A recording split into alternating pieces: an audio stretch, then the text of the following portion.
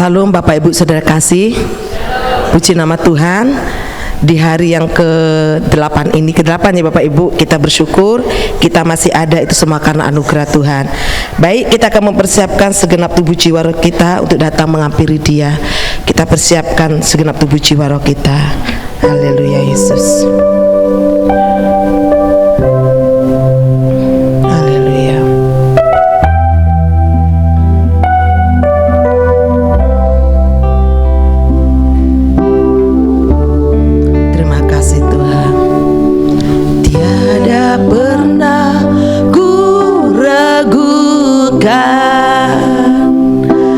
Kasih setiamu ya Tuhan, setiap waktu dalam hidupku, tak pernah kau tinggalkan. Meski langit tanpa surah, awan gelap pun menghadap, hadapi badai, lewati gelombang, tak pernah kau tinggalkan diriku. Amin, haleluya. Tiada pernah ku ragukan kasih setiamu ya Tuhan, setiap waktu dalam hidupku, tak pernah kau tinggalkan. Meski langit tanpa surah, awan gelap pun menghadap, hadapi badai, lewati gelombang, tak pernah kau tinggalkan diriku. Amin. Walau seribu rabah di sisiku, kau tetaplah Allah penolongku. Walau 10.000 rabah di kananku, takkan ku goyah sebab Yesus sertaku. Saya cepuk sama-sama bangkit berdiri. Kita bersyukur, janji Tuhan itu ya dan amin. Penolong yang sejati, penolong yang setia. Biarkan di tahun 2023 ini tidak ada keraguan dalam kita mengiring Dia, melayani Dia, di dalam komitmen kita mengasihi Dia dengan sungguh-sungguh. Amin, haleluya. Sungguh Tuhan Kau baik, Kau tinggalkan. Meski langit tanpa surah, awan gelap pun menghadap, hadapi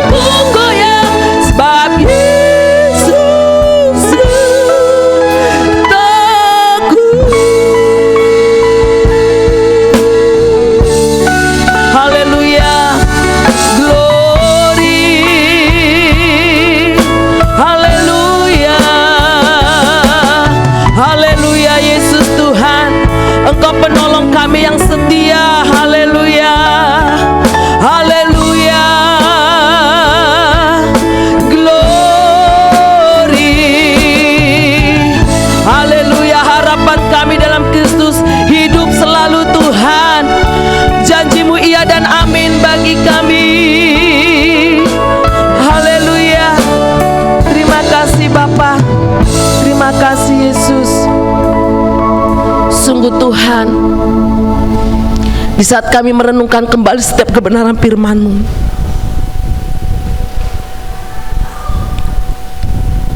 taruh di dalam hidup kami, hati kami Tuhan, untuk tidak ada keraguan di dalam mengiring Engkau. Tidak ada keraguan untuk mengimani setiap firman-Mu Bapa. Karena kami tahu Tuhan, ada kuasa yang lebih besar itu ada dalam hidup kami, untuk keluar dari segala kesulitan, persoalan, segala sakit penyakit kami. Di dalam nama Yesus, Engkau penolong kami yang setia, yang agung. Terima kasih Bapa, bahwa hati kami untuk penuh sukacita di dalam menghampiri Engkau, bersorak-sorai memuji Engkau. Bagimulah pujian, bagimulah hormat, kemuliaan. Di dalam nama Tuhan Yesus Kristus, kami akan memuji Engkau, mengagungkan Engkau. Haleluya. Kita yang percaya berkata amin. Salam Bapak Ibu. Salam. Ada sukacita yang dari Tuhan Yesus? Saya percaya Tuhan Yesus itu selalu baik buat kita. Amin. Mari kita mengucapkan syukur kita. Allah itu selalu baik buat kehidupan kita. Mari masuk gerbangnya dengan hati yang selalu bersyukur. Haleluya.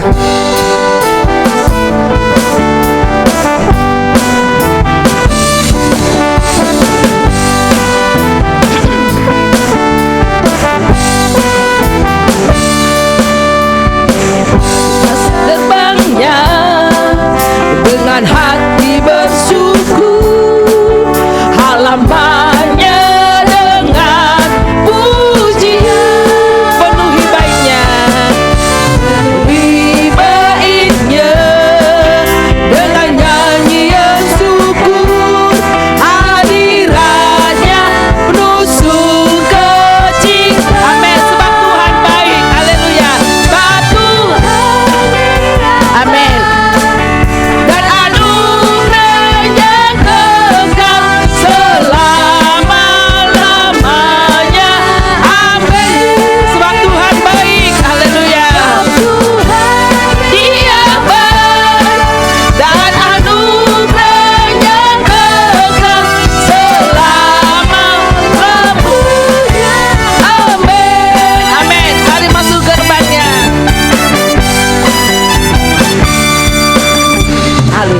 Sugerbangnya dengan hati bersyukur, halamannya dengan pujian.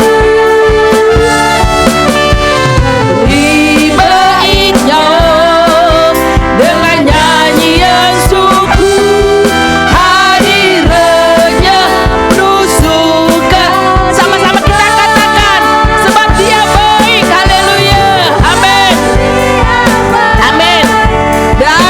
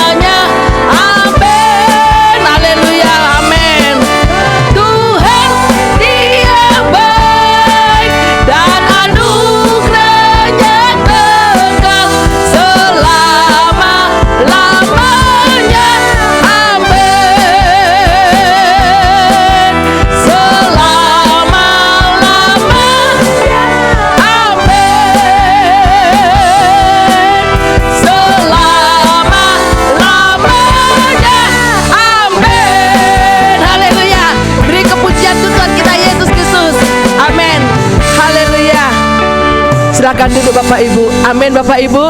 Tuhan Yesus selalu baik. Amin Bapak Ibu. Haleluya. Sungguh ajaib Engkau Tuhan. Amin.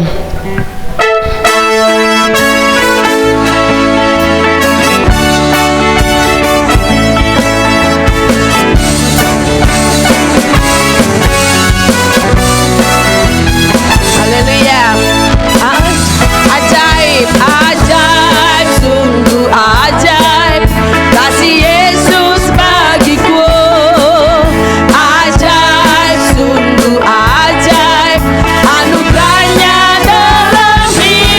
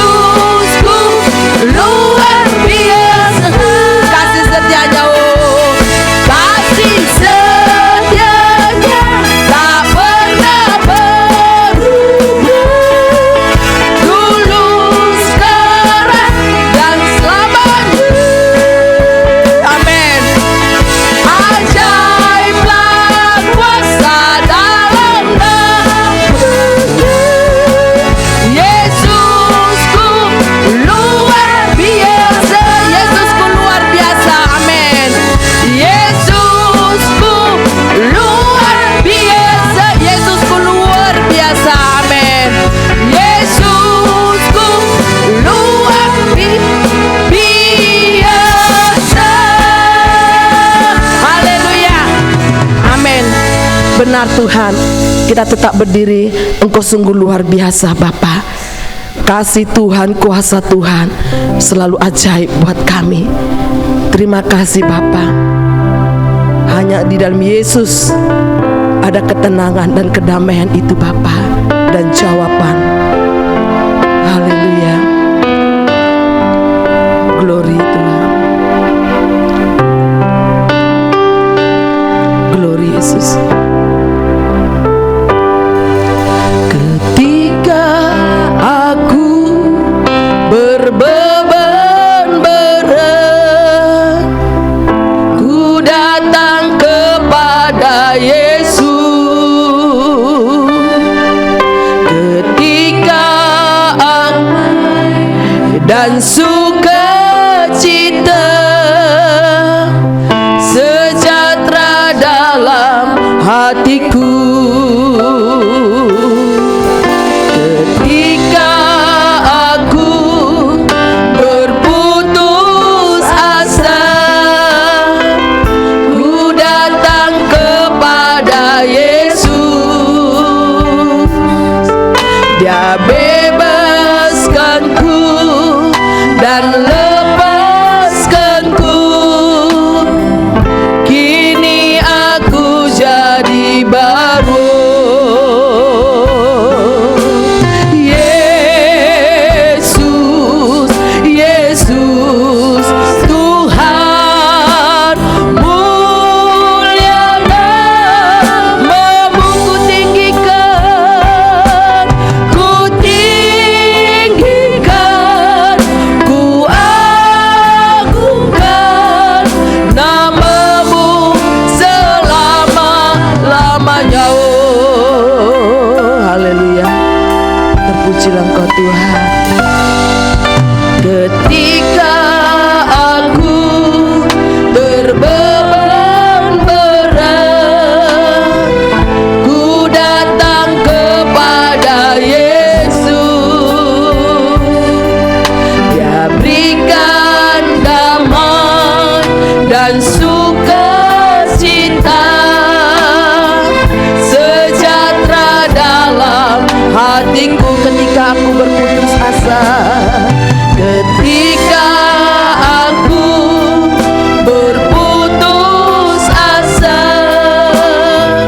ku datang kepada Yesus. Dia lepaskanku dan lepaskanku. Kini aku jadi baru. Haleluya. Yesus, Yesus, Yesus, Yesus, Tuhan mulia namamu, ku tinggikan, ku agungkan namamu selama-lamanya. Yesus, Yesus, saya serahkan kepada Mas Didi. Yesus,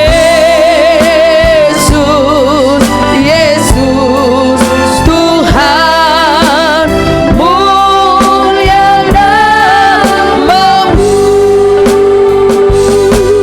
ku tinggikan, ku agungkan namamu selama-lamanya.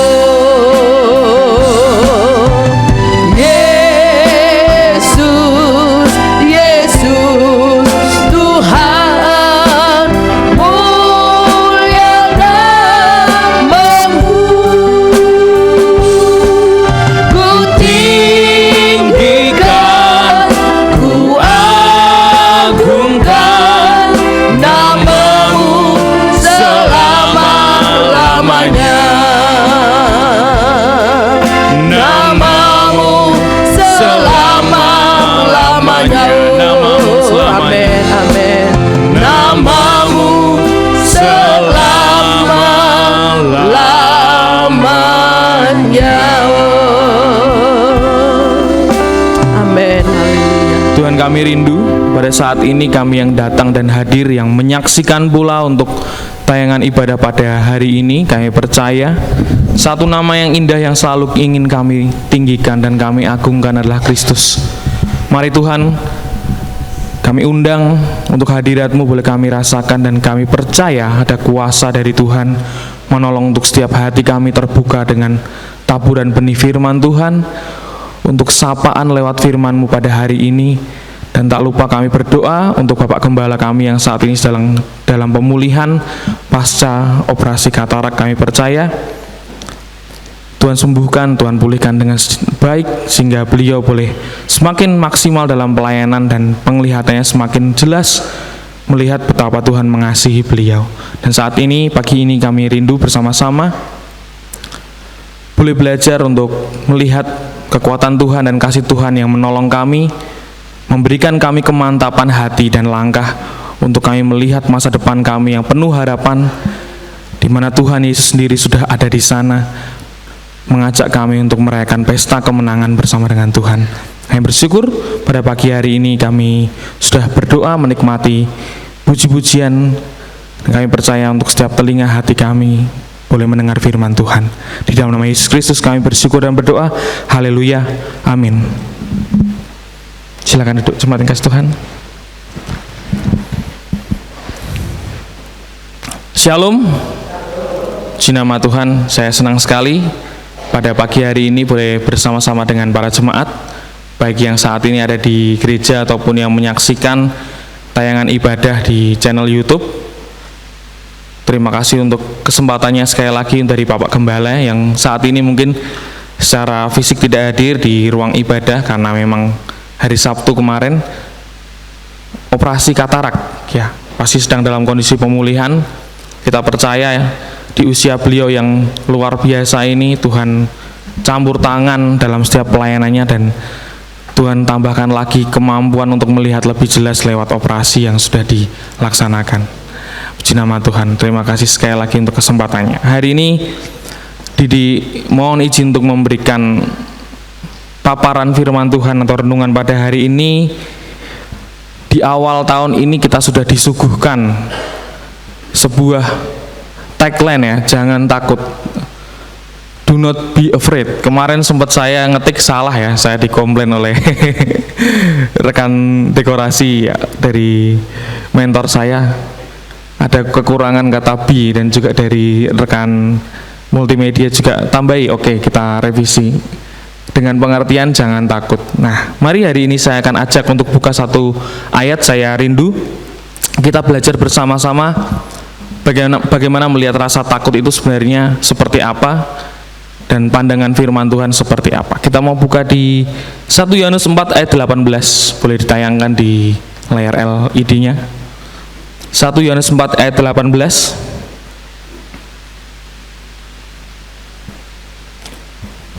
Saya bacakan.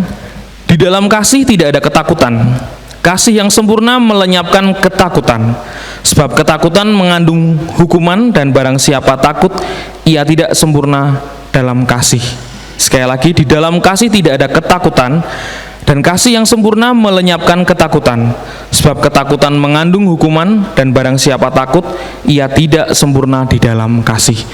Satu cuplikan ayat ini kemarin sudah disinggung oleh Bapak Gembala, dan saya juga melihat dari versi terjemahan di bagian lain, yaitu di Basic English. Saya akan bacakan dengan aksen saya yang cukup medok ya. There is no fear in love. True love has no room for fear, because where fear is, there is pain, and he who is not free from fear is not complete in love. Saya garis bawahi bahwa true love has no room for fear. Artinya dalam terjemahan ini dikatakan kasih sejati tidak ada ruang bagi rasa takut. Kasih sejati tidak memiliki ruang, atau memang tidak ada space untuk rasa takut. Karena di mana ada rasa takut, di situ ada rasa sakit. Dan barang siapa tidak bebas dari rasa takut, dia tidak lengkap dalam kasih. Kalau dikatakan incomplete atau tidak perfect, tidak sempurna, dia tidak akan merasakan sebuah kasih. Maka beberapa orang yang saat ini sedang mengalami ketakutan dalam jenis apapun, pasti kondisi hidupnya tidak nyaman. ada sebuah kegelisahan, ada sebuah kecemasan, ada sebuah keraguan tadi. Di mana firman hari ini mengatakan bahwa tidak ada ruang atau has no room for fear, tidak ada ruang untuk sebuah ketakutan itu mencengkeram kalau di dalam kasih. Cuma ketakutan ini adalah sebuah kata sifat yang memang melekat dengan kehidupan manusia. Dengan situasi egosentrisnya, banyak orang merasa takut secara sendirinya dia keluar karena menghadapi situasi yang mungkin berbahaya, situasi yang tidak menentu, situasi yang memang di luar kendali. Seperti kita ketahui minggu lalu, beberapa di antara kita bergumul tentang banjir, kan, baik dari akses jalan ataupun rumah, sehingga kita lihat banyak yang mengikuti ibadah online minggu lalu, dan beberapa jemaat termasuk mama saya juga terendam banjir ya di area pemukimannya. Kita bergumul, dan beberapa waktu lalu kita juga dengar ada kabar di salah satu daerah di Semarang, kalau tidak salah di Puri Dinar ya Pak, di Meteseh itu ada kondisi bendungannya jebol dan akhirnya pemukiman warga terkena banjir. Kalau dikatakan diwawancarai warga sana apakah takut, saya rasa banyak orang kan bilang ya takut, apalagi kalau debit airnya semakin ditambah dengan hujan yang luar biasa, semakin naik, pasti ada semacam kecemasan atau ketakutan untuk menghadapi situasi seperti itu. Nah, apa yang Tuhan ingin bilang? Apakah kita harus menghilangkan semua ketakutannya? Rasa takut itu sifatnya mencengkeram dan membelenggu. Ada sensasi tidak nyaman yang hebat. Jadi kalau pernah merasakan rasa takut dalam bentuk apapun, kalau dulu saya pernah belajar tentang psikologi, ada ketakutan yang tidak beralasan, yang itu dikatakan fobia. Ada yang orang fobia ketinggian, naik ke tempat yang cukup tinggi, dia merasakan kecemasan atau jantungnya berdegup kencang. Kalau dulu rekan saya, teman saya di SMA itu takut kalau dengar sirine ambulan. Jadi ketika ada ambulan datang atau lewat di dekat sekolah, suara kencang itu mengganggu dirinya. Sehingga kalau kita belajar ilmu psikologi, ketakutan tidak bisa dilihat tapi bisa ditunjukkan dengan perilaku. Apa perilakunya?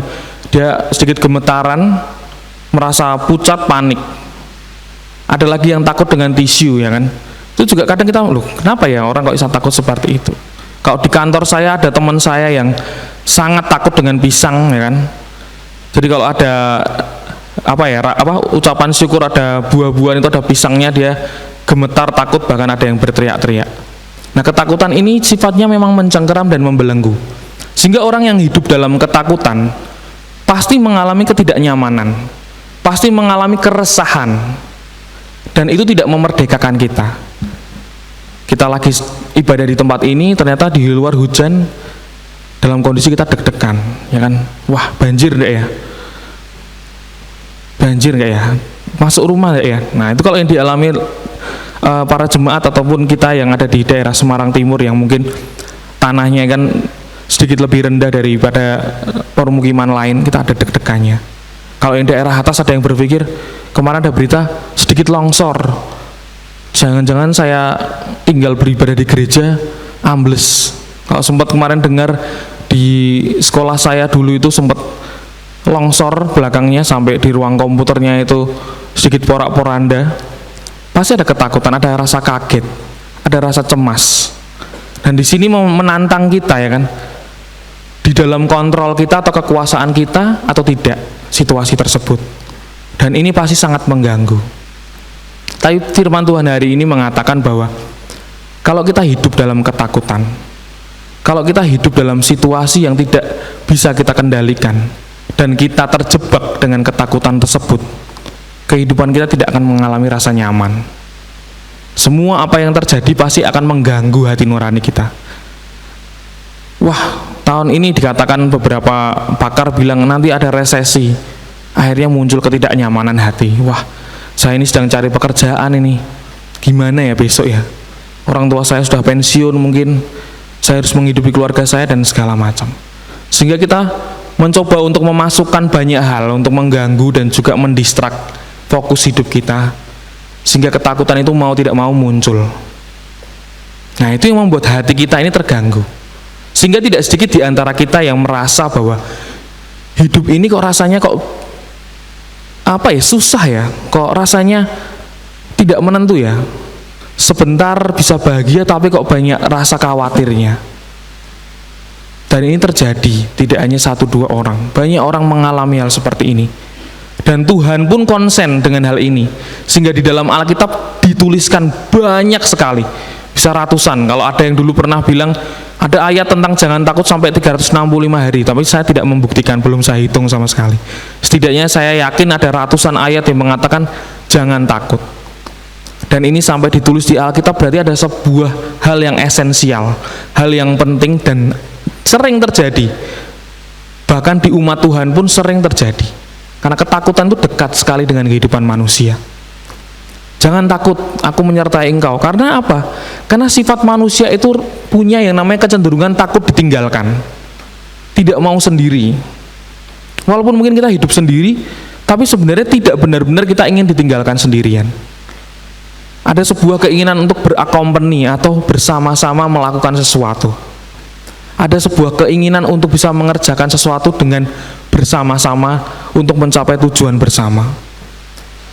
Hasrat ketakutan ini muncul karena melihat situasi kok nggak menentu ya, di luar kontrol saya, di luar kendali saya. Ini syarat ketakutan itu muncul karena itu. Kita punya kekuatan, kita punya sebuah daya, tapi tidak mencukupi untuk mengcover apa yang di depan kita. Muncullah rasa takut. Lewat di gang sempit, sepi, bahkan beberapa orang bilang, wah ini rawan begal. Kadang kita juga, wah begal dikatakan dalam nama Tuhan Yesus Kristus, mempan enggak ya? Manusia gimana nih? Akhirnya muncul ketakutan karena apa? Lampunya tidak nyala kita, waduh lampu motornya mati lewat daerah sini, berbahaya enggak ya, dan segala macam. Karena di luar kontrol kita.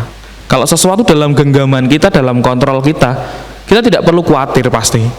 Makanya beberapa di antara kita yang mungkin kalau ilustrasinya uang sekolah anaknya 300.000, tapi di tangan kita menggenggam 3 juta saja, kita tidak mungkin takut dan khawatir karena dalam genggaman kita.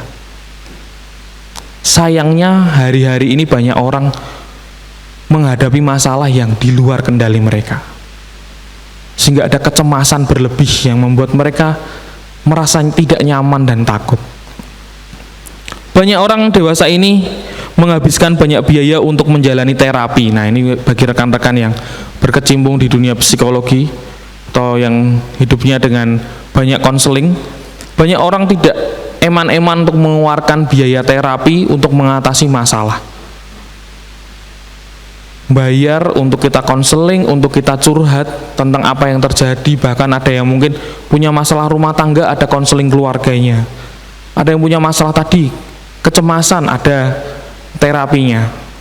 Dan di gereja kita cukup banyak untuk praktisi hal itu, baik yang masih kuliah ataupun yang sudah praktek. Banyak orang tidak segan-segan mengeluarkan biaya yang tidak sedikit untuk terapi, menjalani terapi untuk mengatasi ketidaknyamanannya dan juga mengatasi ketakutannya. Dan mari kita sebutkan rasa takut yang paling besar dalam kehidupan manusia. Takut apa yang paling besar? Manusia itu takut mati sebenarnya. Karena setelah kematian itu banyak orang berpikir apakah habis ini ada lanjutannya atau tidak. Terlebih untuk orang di luar Kristus. Mereka membayangkan surga dan neraka dan segala macam.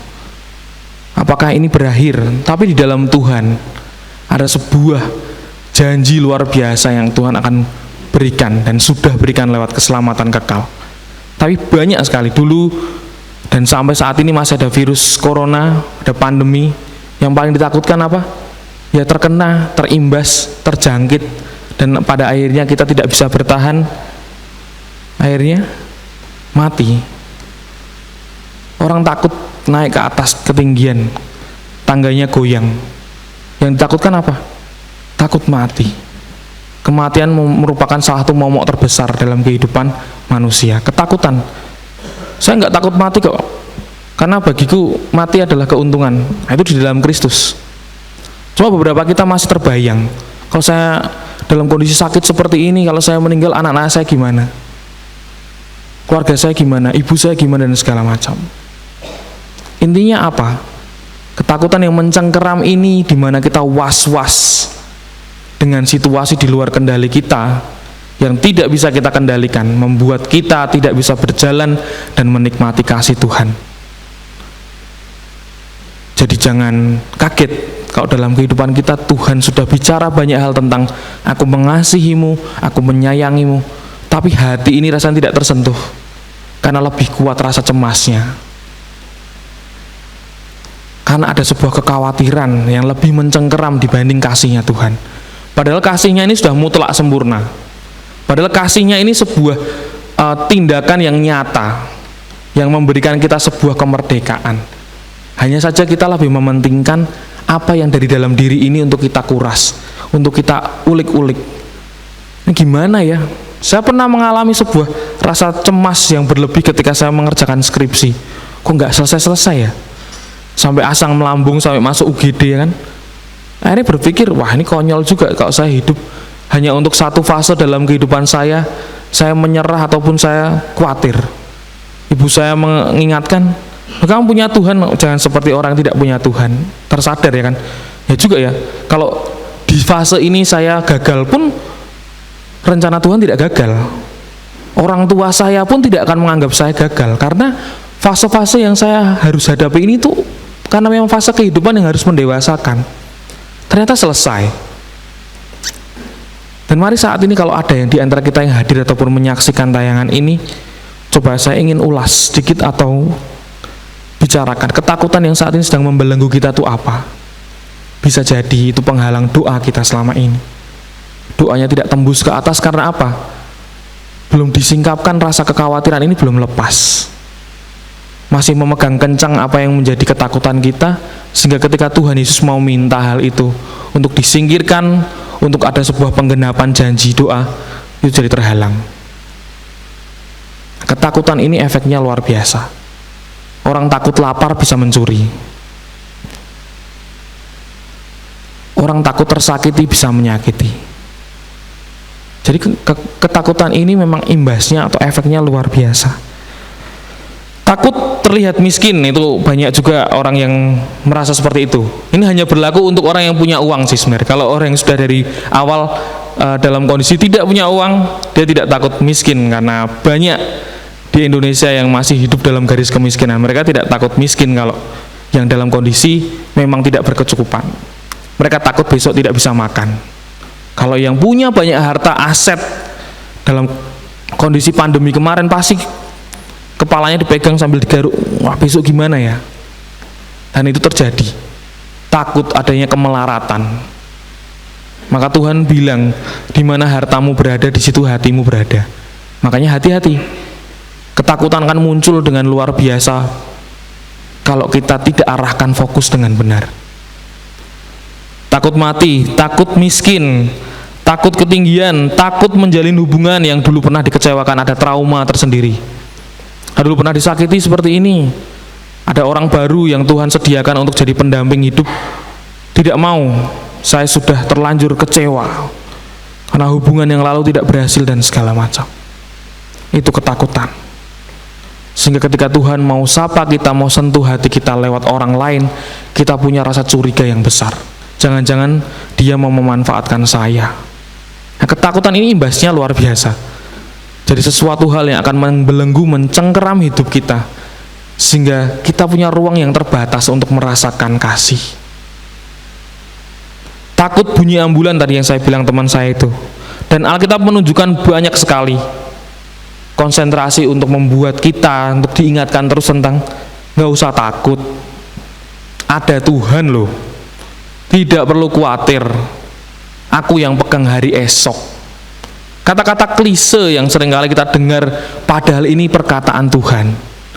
Tapi kita lebih merasa terjamin kalau ada orang yang lebih berkuasa di tengah-tengah kita. Udah tenang, nanti anakmu yang sekolahkan saya. Itu kita baru ngerasa hati ini kok lega sekali. Padahal Tuhan sendiri sudah jamin, kamu tidak akan kekurangan, kamu tidak akan tergeletak walaupun kamu jatuh, kamu tidak akan kupermalukan. Tapi kita mencarinya bantuan dari orang lain dulu, ketimbang dari suara dari pemilik kita sendiri. Firman hari ini saya persiapkan cukup rumit karena Ketakutan ini kan sesuatu hal yang tidak bisa tergambarkan dengan seksama masing-masing orang. Ada orang yang takut tidak naik kelas, karena tidak naik kelas membuat orang tuanya tidak bangga dengan anaknya. Akhirnya ada kerenggangan antara orang tua dan anak. Ada orang yang takut tadi hartanya habis, kondisi COVID seperti ini, punya usaha harus tambal sulam dan segala macam, karena ketakutan beragam, tapi rasa tidak nyamannya sama, yang mencengkeram sama. Karena memang rasa takut ini masalah dari awal peradaban umat manusia. Sudah sangat enak hidup dengan Allah, tapi tergoda iblis. Kita akan buka di Kejadian 3 ayat ke-7. Ini dari awal peradaban umat manusia. Ceritanya sangat kita kenal. Hawa tergoda oleh iblis, ya kan, ular, ya kan. Ini makan buah ini, kamu akan seperti Allah. Padahal sudah disediakan tempat yang nyaman. Tapi iblis adalah seorang marketing yang luar biasa. Dia tahu, ya kan, celahnya produknya ini bisa dia makan seperti apa, dia jatuhkan seperti apa. Sudah nyaman hidup bersama dengan Allah, ya kan, tapi tergoda iblis. Dari awalnya tidak perlu sembunyi dari Tuhan. Manusia zaman Adam dan Hawa, dia di taman, mengelola taman tersebut, dia hidup bersama Allah, bahkan dia bisa mendengar derap kaki Allah. Dia tidak perlu bersembunyi ketika bersama Allah. Ini kan sebuah keintiman yang luar biasa. Ada sebuah sukacita hidup dengan Tuhan, tapi ternyata punya keinginan lain manusia ketika tergoda.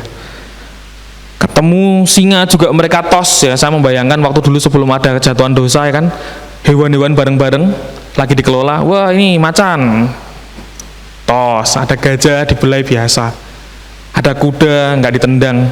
Ada keharmonisan. Maka dosa itu merusaknya banyak aspek. Alamnya jadi rusak, hubungan antar manusia juga rusak, saling menyalahkan. Kan kamu yang nawari kok, nyalah ke Tuhan. Nah, Tuhan yang menempatkan wanita ini di sisiku. Karena kejatuhan dalam dosa ini membuat banyak aspek hancur, dan muncullah ketakutan pertama kali di Kejadian 3 ayat 17. Saya bacakan, ya. Maka terbukalah mata mereka berdua dan mereka tahu bahwa mereka telanjang. Lalu mereka menyemat daun pohon ara dan membuat cawat. Dari awal itu saya memvisualisasikan, nggak perlu pakai apa-apa, tidak perlu risih. Tapi ketika dia sadar dia melanggar, rasa tidak nyaman dan malu itu muncul. Dia pakai daun pohon ara.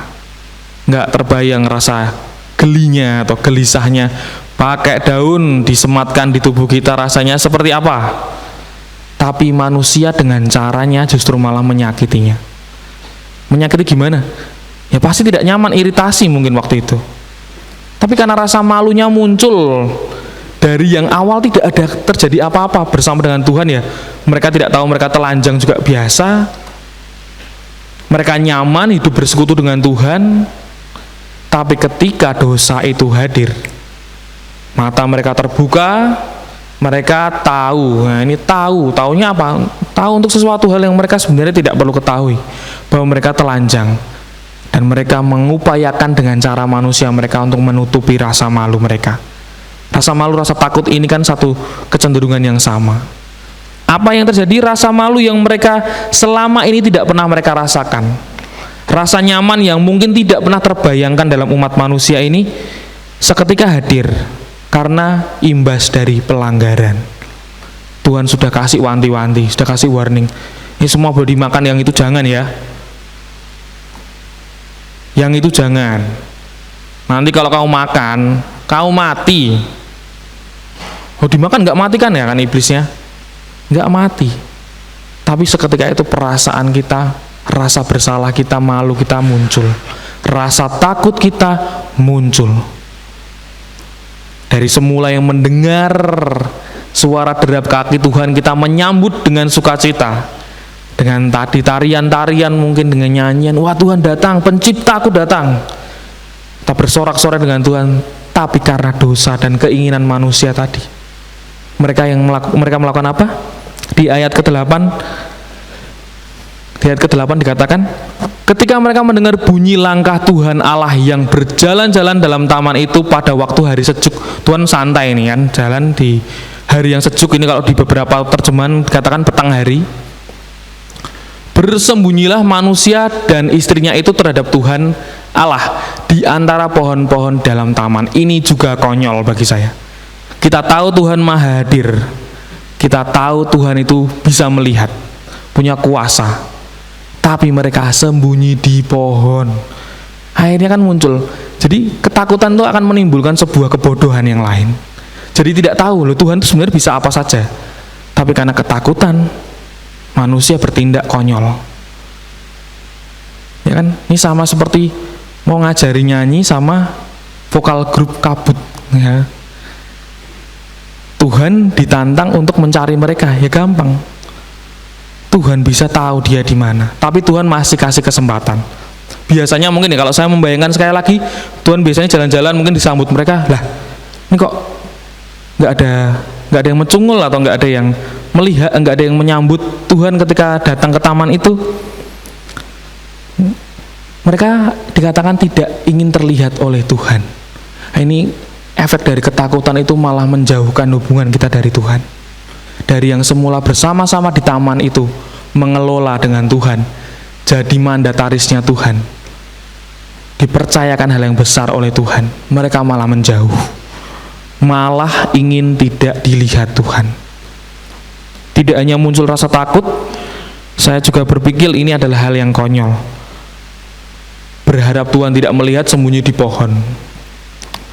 Biasanya pecungul kok tidak menyambut dan berelasi dengan saya ya. Di mana nih? Tuhan panggil nih, kasih kesempatan. Hei, kamu di mana? Kok nggak pelayanan? Loh, kamu di mana kok nggak pelayanan? Artinya apa? Dari dulu manusia juga sudah pelayanan, mengurus taman itu sendiri. Ini teguran bagi kita. Ya, di mana hati kita mungkin pernah merasa sakit dan undur dari Tuhan. Tuhan tak tanya, Tuhan cari kita, Tuhan tanya, kamu di mana? Masa ada rasa takut dan rasa sakit malah kamu menjauh? Sering kita kedapatan siapa yang salah, siapa yang keliru, tapi imbasnya ke Tuhan. Tapi Tuhan begitu baik, dia tanya, kamu di mana? Kok nggak kelihatan menyambut saya? Biasanya dekat kok sekarang sembunyi. Biasanya bersekutu kok sekarang undur. Kamu di pohon sebelah mana? Perlu nggak saya ke sana? Perlu nggak saya untuk jabat tangan kamu untuk saya ajak bersekutu lagi? Biasanya dekat kok sekarang kok tidak mau terlihat. Yang salah siapa? Yang resek iblis kok yang jadi imbas relasi kita. Yang tergoda kamu tapi yang ditinggalkan saya. Mungkin Tuhan berpikirnya seperti itu. Bisa dikatakan tidak fair ya kan, siapa yang salah, siapa yang marah ya kan, sering terjadi dalam hidupan kita. Saya sering seperti itu. Saya yang salah, untuk menutupi rasa malu saya yang marah duluan ya. Bisa tanya sama istri saya. Jawabannya apa? Nah, jawabannya apa? Di Kejadian 3 ayat 10 boleh dilihat dulu. Kita akan banyak bahas ayat karena saya pikirnya guru sekolah minggu, saya dongengi sebentar. Ayat 10, ia menjawab, ketika aku mendengar bahwa engkau ada di dalam taman ini, aku menjadi takut. Nah, selama ini ngapain? Ketika aku mendengar engkau datang, engkau di dalam taman ini, aku menjadi takut Tuhan. Karena aku telanjang, sebab itu aku bersembunyi. Loh, Tuhan kaget ya kan pasti. Loh, siapa yang ngasih tahu kamu telanjang? Apa rasa takut atau malu yang seperti ini yang buat Tuhan senang? Wah, aku telanjang gak mau berhadapan dengan Tuhan. Ya mungkin kan harusnya bagus kan, ada orang berpikiran kalau ngadep Tuhan kan memang tidak boleh telanjang. Dulu settingannya tidak perlu kita tahu bahwa kita telanjang di hadapan Tuhan. Makanya Tuhan bilang lahir kan telanjang. Biasa aja Tuhan, karena memang settingannya kita seperti itu. Cuma dosa membuat kita merasa punya ketakutan tersendiri. Digunakan oleh iblis untuk menyiksa hati kita, mengintimidasi kita supaya kita jauh dari Tuhan. Nah toh, ada rasa tidak nyaman kan kalau kamu seperti itu sama Tuhan? Makanya Tuhan itu kudus, kamu sudah berdosa, tidak perlu dekat lagi sama Tuhan. Terhasutlah kita dengan ketakutan kita. Dari yang semula dekat, sekarang bersembunyi, sekarang tidak mau terlihat Tuhan. Ngeri, hal ini membuat orang jauh dari Tuhan. Bukan karena kemiskinan sebenarnya yang bikin kita jauh dari Tuhan. Bukan karena kita kehilangan orang yang kita sayangi. Itu hanya salah satu atau dua alasan. Alasan terbesarnya karena kita berdosa. Kita tidak sadar kita tuh dari awal sudah diciptakan dengan baik adanya. Tapi karena keinginan kita membuat kita jadi jauh dari Tuhan. Pengembangan rasa takut yang keliru inilah yang jadi sasaran iblis. Alasannya logis ya kan. Tuhan, aku telanjang, mau hadapan sama Tuhan saya malu, saya sembunyi dong. Tuhan tidak habis pikir, lah siapa yang ngasih kamu tahu kalau kamu telanjang? Sehingga kesempurnaan dan kedekatan dengan kasih Allah ini tidak bisa kita rasakan lagi. Yang semula bersama di taman jadi tidak nyaman di taman. Karena apa? Karena merasa malu dan takut melihat Tuhan. Dan itu konsekuensi wajar untuk orang yang melanggar. Satu cerita lagi, kemarin saya dengan anak saya yang cowok, kami berlatih potty training atau toilet training. Di usia dia yang 5 tahun sudah cukup berhasil. Saya sounding, saya kasih tahu kalau buang air, buang air tempatnya di kamar mandi, jangan di celana, jangan terburu-buru, pasti kamu akan dilayani, ditemani dan segala macam. Karena dia tahu sudah ada kesepakatan antara saya dengan dia, kalau dia ngompol saya pasti marah. Itu pelanggaran. Dan ketika dia tahu dia melanggar, dia cari tantenya atau adik saya. Oh, minta tolong dicebokin dong, mohon maaf ya, ini agak sedikit vulgar, tapi ini terjadi di anak-anak kecil. Soalnya nanti papa pasti marah. Kita punya kesadaran akan pelanggaran. Dan kita tahu ada sebuah perjanjian di antara kita dengan Tuhan. Kamu mau ikut dengan aku, ya jangan melanggar ya. Saya akan hujani kamu dengan berkat. Tapi kita tahu, kita pakai cara curang untuk hidup. Hasil, kita sendiri yang menjauh. Wah, kemarin aku udah melanggar. Tuhannya lagi yang jadi imbas, jadi efeknya. Kita yang salah, kita yang meninggalkan. Itu keliru.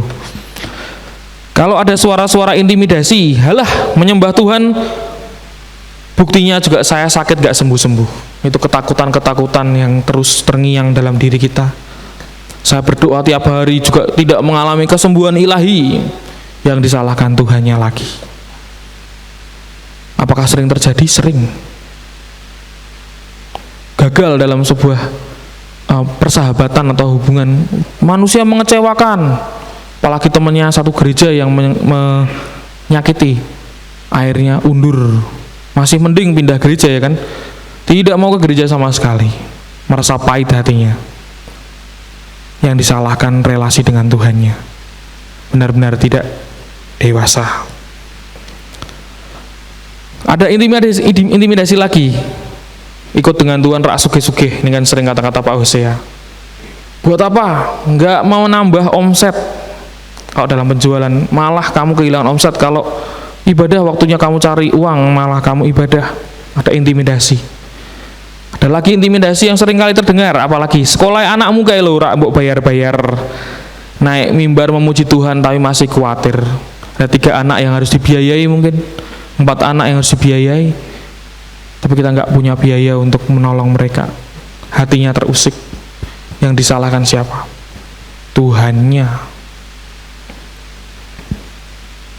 Pelayanan terus, skripsimu rak barbar. Pelayanan terus, skripsimu tidak selesai-selesai. Sakitmu tidak sembuh-sembuh.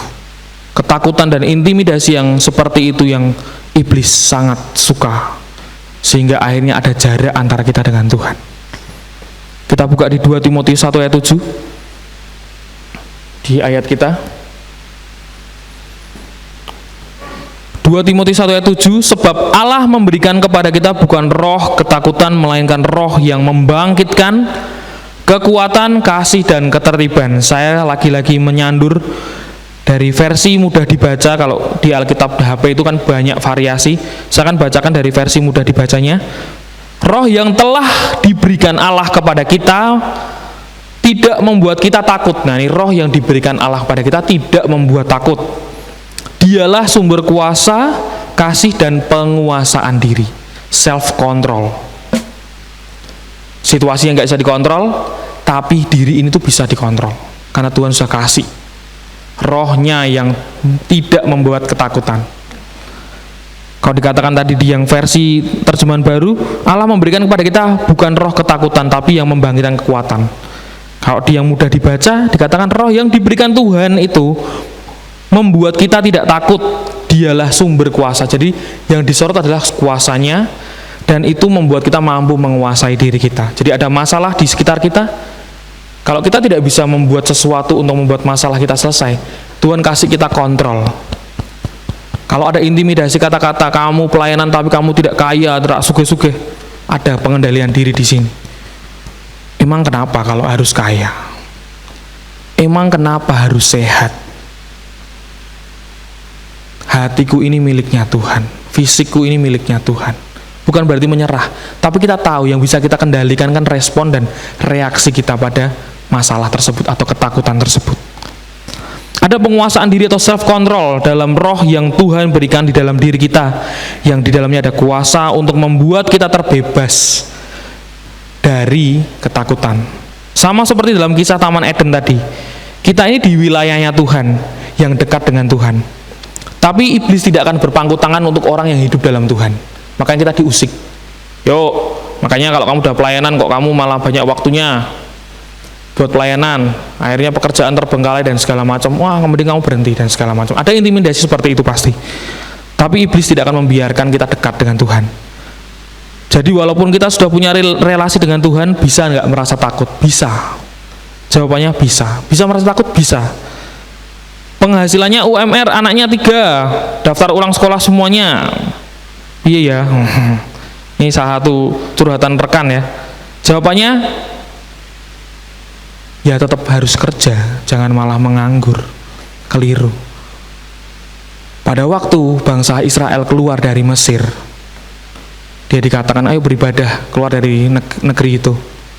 Sebelum ada mujizat terjadi, Laut Merah dibelah, mereka berjalan, mereka beranjak, mereka melakukan sesuatu untuk mengikuti apa yang jadi kehendak Tuhan. Jadi keliru kalau kita bilang untuk mengatasi ketakutan kita hanya berdoa berpangku tangan, itu keliru.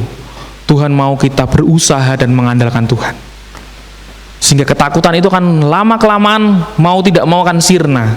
Karena apa? Karena kita bergerak dan kita punya pengendalian diri, self control tadi, untuk melihat bahwa takut itu wajar. Saya pasti akan keluar. Saya punya rasa takut. Jemaat yang kasih Tuhan punya rasa takut. Dan Tuhan tidak ingin kita dikuasai ketakutan. Usaha, ya kan?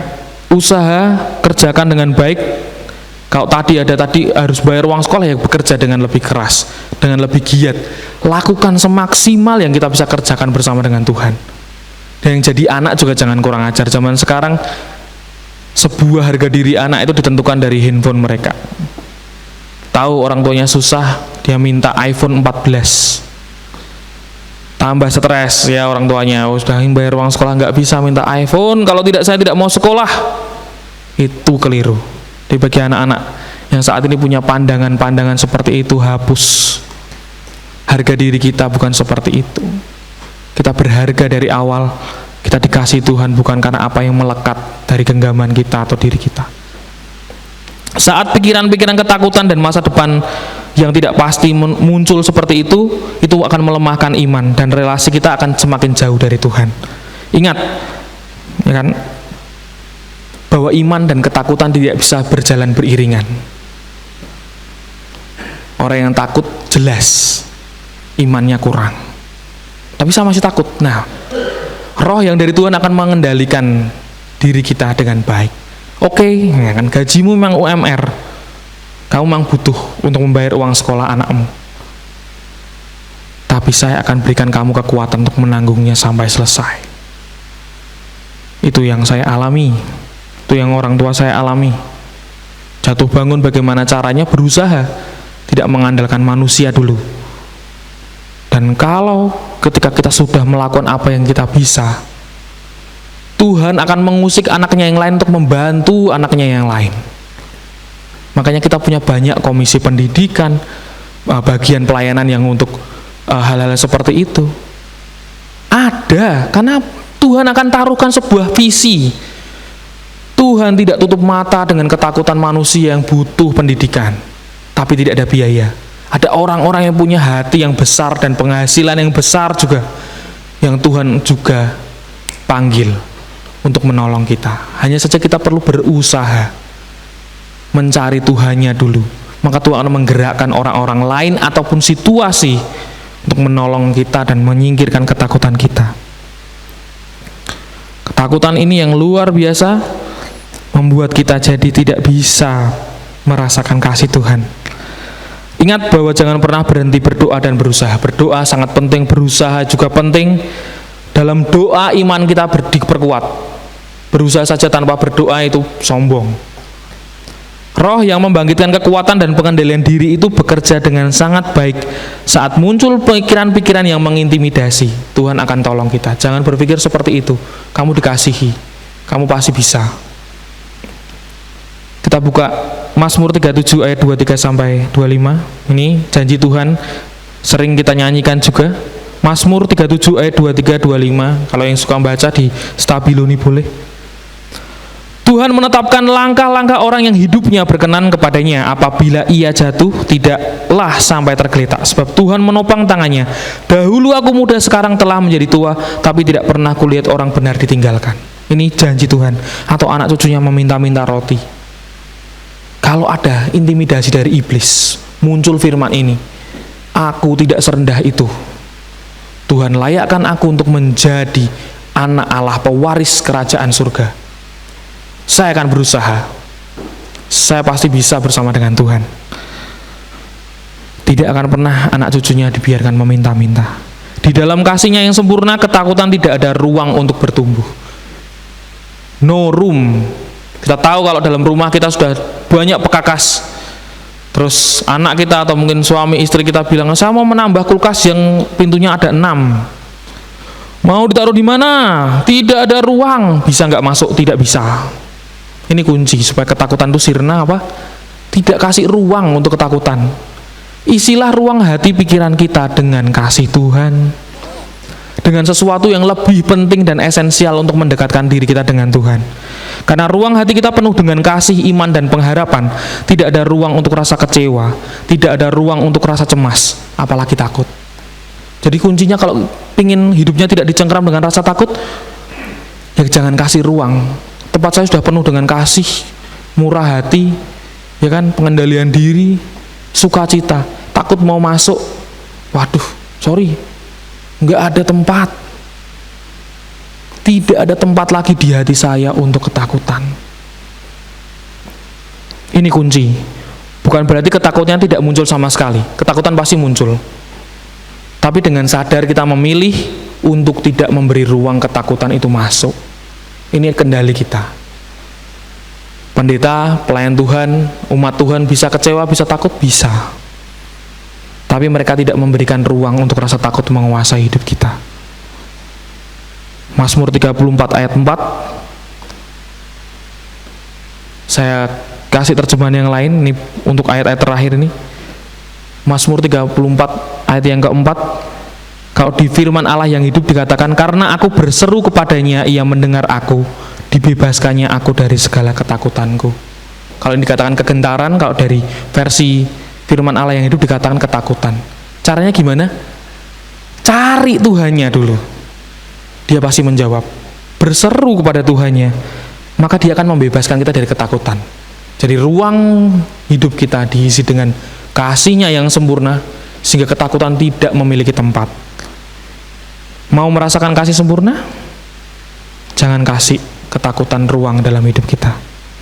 Ketakutan itu bisa berkembang kalau kita biarkan.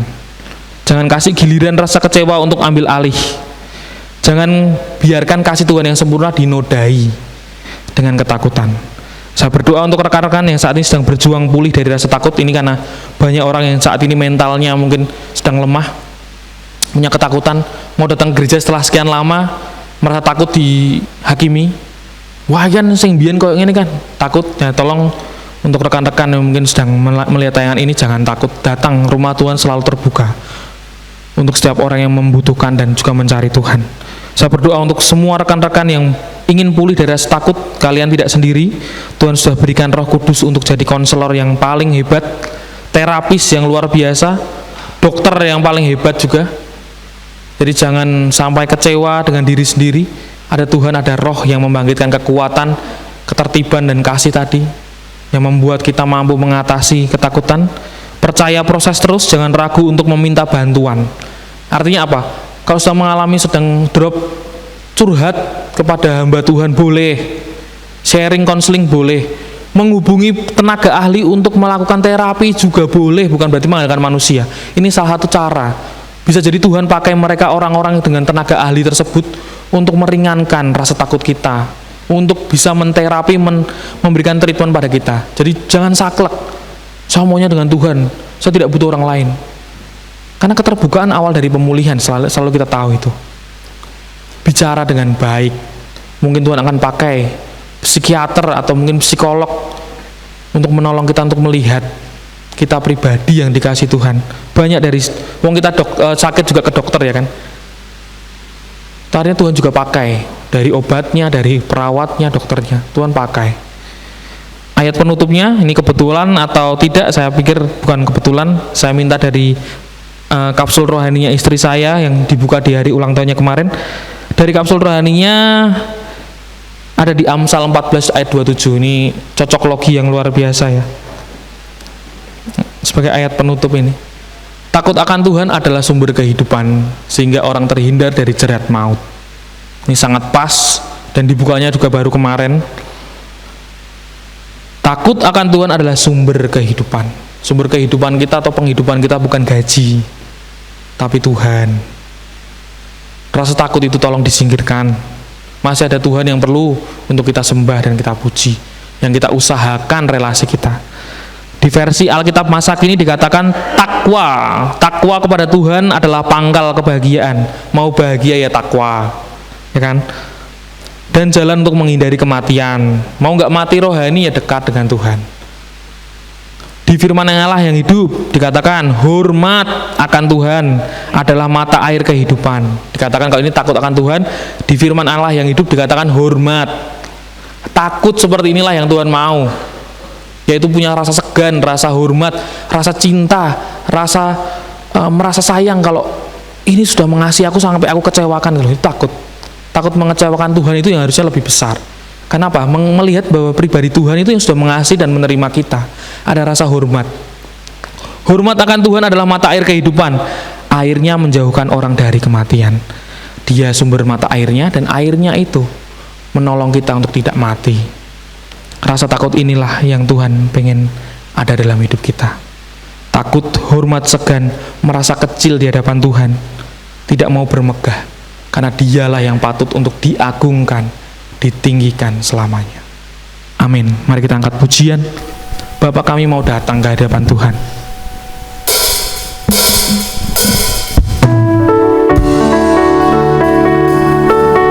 Mari saya ajak untuk jemaat yang kasih Tuhan berdiri, mengangkat hati dan mengatakan pujian ini dengan sungguh.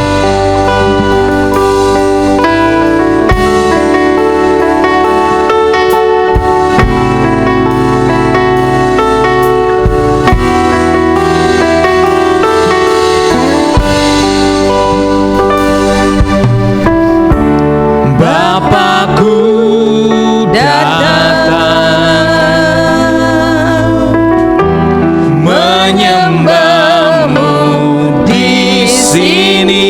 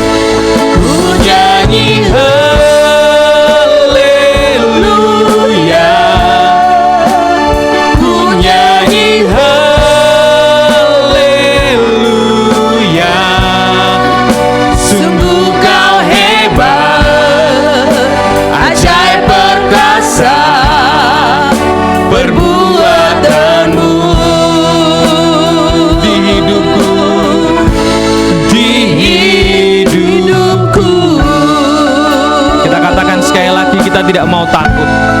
Sekalipun kita lemah, ada kekuatan roh yang membangkitkan kita. Kita imani pujian kita, Bapa kami datang. Bapakku datang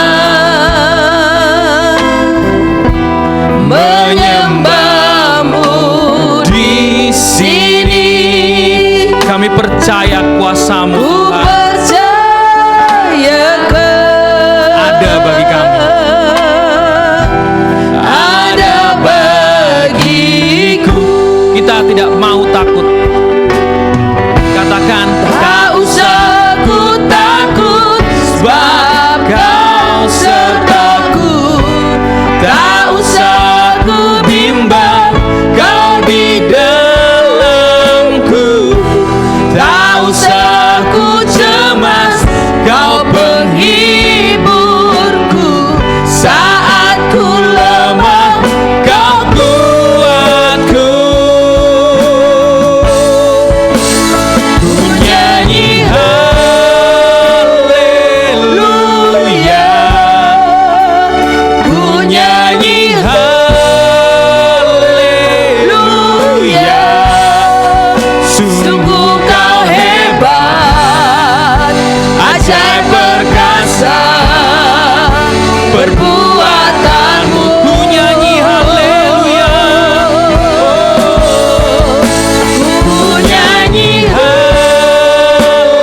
haleluya, ku nyanyi haleluya. Sungguh Kau hebat, ajaib perkasa perbuatanmu. Perbuatan-Mu hebat, Tuhan, di hidupku, di Hidupku, oh, di hidupku, oh Yesus, di hidup kami Kau berkuasa, Tuhan. Di dalam hidup kami Kau singkirkan ketakutan. Kasih-Mu, Tuhan, kasih-Mu menguatkan kami. Biar ketika kami lemah, kami mengingat bahwa Kau terlebih kuat. Bangkitkan kami, Tuhan. Kami rindu supaya kuasa-Mu kami rasakan. Dalam keterbatasan kami merasakan, Tuhan, ada kekuatan genggaman-Mu yang membuat kami mampu melangkah dalam hidup kami. Terima kasih, Tuhan. Oh, terima kasih, Yesus. Tuhan, kami berdoa untuk saat ini, Tuhan, kami mau dibangkitkan keberanian dan kekuatan kami untuk menatap masa depan dengan optimisme yang tinggi. Yang saat ini sedang bergumur tentang sakit penyakit, kami percaya Tuhan berkuasa. Kematian-Mu Haleluya. membuat kami sadar kematian dan kebangkitan-Mu itu mengalahkan maut. Kelahiran-Mu membawa harapan, dan kasih-Mu menolong kami melihat bahwa Tuhan sudah kasih yang paling bagus dalam hidup kami. Masakkah ketika kami meminta kesehatan dan kesembuhan, Engkau tidak izinkan, Tuhan? Kami percaya untuk saat ini yang bergumul, rekan-rekan kami, saudara kami yang bergumul tentang kesehatannya, Tuhan pulihkan hatinya dulu, Tuhan, untuk melihat Tuhan tetap baik. Sekalipun masih terbaring, tapi Tuhan tetap baik. Dan kami minta setelah Engkau pulihkan hati dan pengertian imannya, Kau pulihkan kondisi raga dan fisiknya, sehingga bisa bersama dengan kami memuji muliakan Tuhan dan tidak menyerah dalam kehidupannya. Saat ini yang mungkin yang lemah imannya, Tuhan panggil kembali. Tuhan katakan, kamu di mana, anakku? Aku mengasihimu. Dan kata-kata ini menyentuh hati untuk setiap anak-anak Tuhan yang saat ini tidak berada di tempat ini, tapi mendengar kasih Tuhan dan kembali lagi untuk dekat denganmu, bersama-sama dengan Tuhan menikmati kasih yang sempurna. Karena kasih yang sempurna menyingkirkan ketakutan dalam hidup kami. Kami bersyukur dan kami sekali lagi berdoa untuk pemulihan Bapak Gembala kami. Kau berkati, bisa pulih dengan cepat, bisa beraktivitas kembali. Amin. Dan lewat mata yang sehat, membawa sebuah semangat yang baru Dan kami percaya untuk setiap kami juga tidak terlewat satupun, baik yang mendengar lewat tayangan YouTube ataupun yang saat ini berada di tempat ini. Tuhan beracara dengan kami secara pribadi. Nak, kamu tidak perlu takut lagi. Ada roh yang aku berikan pada engkau, Roh Kudusku, yang membangkitkan kekuatan untuk meraih apa yang Tuhan rindu untuk terjadi dalam hidup kita. Kami bersyukur Tuhan, biar kami menjadi pelaku firman Tuhan. Kami percaya Tuhan mematahkan firman ini. Ketika ketakutan muncul, kami bisa merecall kembali firman ini. Kami tidak takut Tuhan. Kami tidak terancam. Kami tidak khawatir. Kami tidak mau menodai kasih-Mu yang sudah begitu baik, begitu besar, hanya dengan kecemasan hidup kami. Kami bersyukur Tuhan campur tangan dalam hidup kami untuk memberikan damai sejahtera dalam hidup kami. Kami bersyukur dan berdoa dalam nama Yesus Kristus. Haleluya. Amin. Saya persilakan pada Bu Manurung. Terima kasih. Puji nama Tuhan, kita akan sama-sama memperhatikan warta sepekan.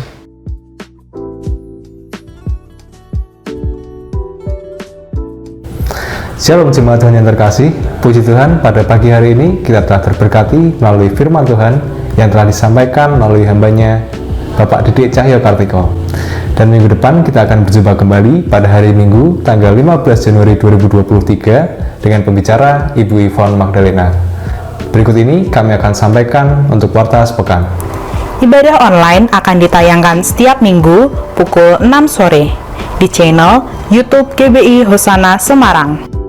Persembahan dapat ditransfer melalui Bank Tarakan BCA atas nama Bapak Supriyanto DRS dengan nomor rekening 898 512 6263 dan dapat disampaikan kepada Ibu Linda di toko Dinar Stationery pada Jalan Krakatau Raya, serta disediakan kotak persembahan di pintu keluar bagi jemaat yang beribadah secara onsite. Tetap patuhi dan laksanakan protokol kesehatan saat beribadah di gereja maupun saat berada dalam mobil pengantar gereja.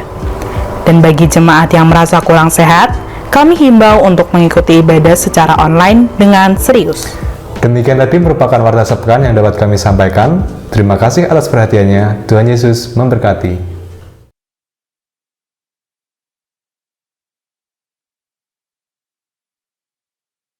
Jemaat Tuhan yang terkasih, tetaplah setia beribadah secara onsite setiap minggu jam 7 waktu Indonesia Barat. Hadirilah Natal Perwil GBI Semarang Senin 9 Januari 2023 pukul 18 waktu Indonesia Barat. Jemaat yang akan hadir bisa menghubungi Bapak Soeharto, kuota 25 orang. Oke Bapak Ibu, mari silakan boleh hubungi Bapak Arto karena kuota dari kita 25, yang masih mendaftar 5 orang ya Pak Arto. Oh, baru 9, berarti ada kota sisa yang begitu cukup banyak. Mari kita akan akhiri ibadah kita. Saya serahkan pada Pak Arto. Mari kita berdiri, kita akhiri ibadah kita pagi hari ini. Ya Tuhan Allah Bapa kami di surga, kami bersyukur kalau pada pagi hari ini kami boleh datang ke hadirat Tuhan. Kami boleh memuji menyembah Engkau dan mendengarkan firman-Mu. Terima kasih kami diingatkan oleh firman-Mu untuk tidak takut, sebab di dalam kami ada Roh Kudus yang senantiasa bersama dengan kami dan tidak pernah meninggalkan kami. Dan biarlah hati kami dipenuhi dengan kasih, sebab oleh kasih itulah kami tidak takut. Terima kasih Tuhan, berkati dan Engkau pakai terus hamba-Mu Bapak Didik ya Tuhan sebagai alat-Mu. Berkati keluarganya, berkati pekerjaan dan usahanya. Terima kasih Tuhan, kami mau serahkan segenap hidup kami ke dalam tangan-Mu Tuhan. Keluarga kami serahkan kepadamu. Kami percaya Tuhan memelihara kami, menyertai kami, sehingga kami tidak takut menjalani hari-hari ke depan ini. Terbukti hari-hari yang telah kami lalui, Engkau memelihara kami dengan begitu sempurna. Terima kasih Tuhan. Kami mohon anugerah Tuhan untuk bangsa kami, bangsa Indonesia yang besar ini. Kiranya Engkau anugerahkan pertobatan, Engkau anugerahkan keselamatan ya Tuhan, agar mereka percaya kepada Yesus Kristus dan diselamatkan. Terima kasih ya Tuhan, kami sebentar akan pulang. Kiranya Engkau lindungi agar kami pulang dengan selamat sampai di rumah kami masing-masing, di dalam nama Yesus Kristus. Sekarang saudara, marilah kita terima berkat Tuhan. Kita tengadahkan tangan kita ke atas, ke surga. Tuhan melindungi engkau dan memberkati engkau. Tuhan menyinari engkau dan memberi engkau kasih karunia. Tuhan menghadapkan wajahnya kepadamu dan memberi engkau damai sejahtera. Terimalah berkat ini dengan percaya. Kita sama-sama katakan amin.